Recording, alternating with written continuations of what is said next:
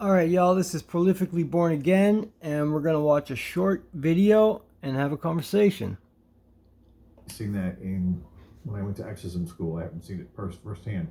But this is all possible in the realm of evil because they can imitate the power of God, but it's short-lived and it's not as powerful. So then if these things escalate and they kind of meld together, it would lead to a full-on possession where the demon, usually Satan himself, will take possession of the body. This isn't, people think they take the soul. You can't take the soul. You can't sell your soul. You know why you can't sell your soul? This doesn't work. You don't own it. You can't sell what you don't own. But he'll trick you into thinking that, and then that puts the person in despair.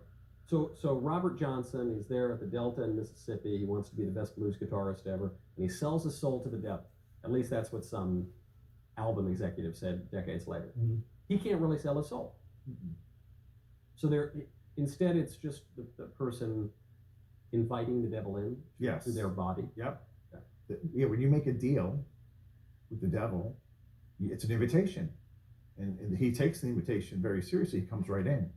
One of the worst cases I've ever heard was from the exorcism of New York City back about 15 years ago.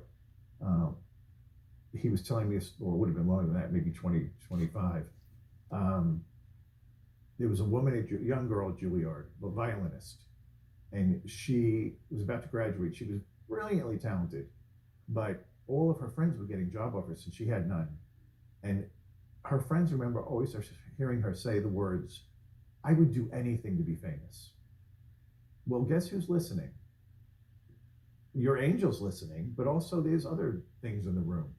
And it wasn't long after that she went to bed one night, had a dream, and she said in the dream was the most beautiful man she'd ever seen naked, another sign, calling card of the devil. And he said, "Do you really want fame and power?" And she said, "I do." And he produced a contract, and he took his finger and slashed her finger and had her sign it in her blood. And then he touched the contract and it burst into flames and the ashes fell on the floor.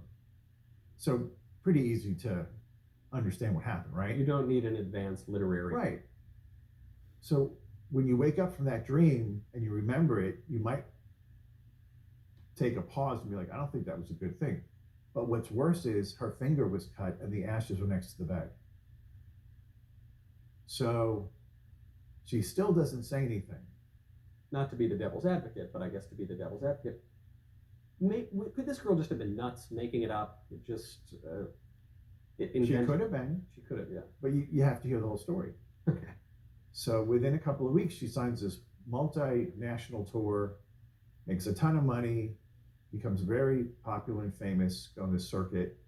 And within a few years, she gets involved with drugs, goes to needles, gets HIV. Now she's dying in a New York hospital. And this whole thing comes back to how this started.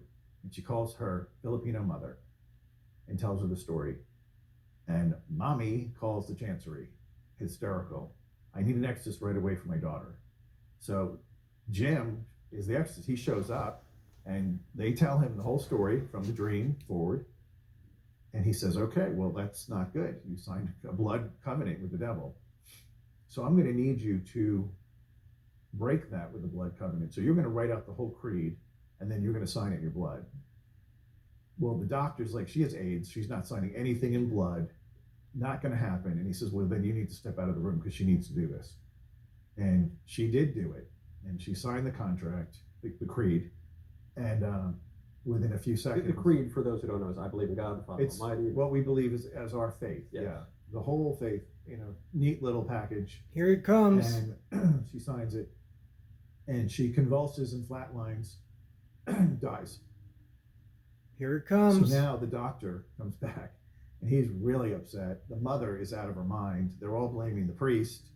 Hysteria goes on for about 10 minutes. And then all of a sudden she jumps up off the table. She's back. Uh-oh. And they test her. No HIV, no AIDS. She's completely healed. Bada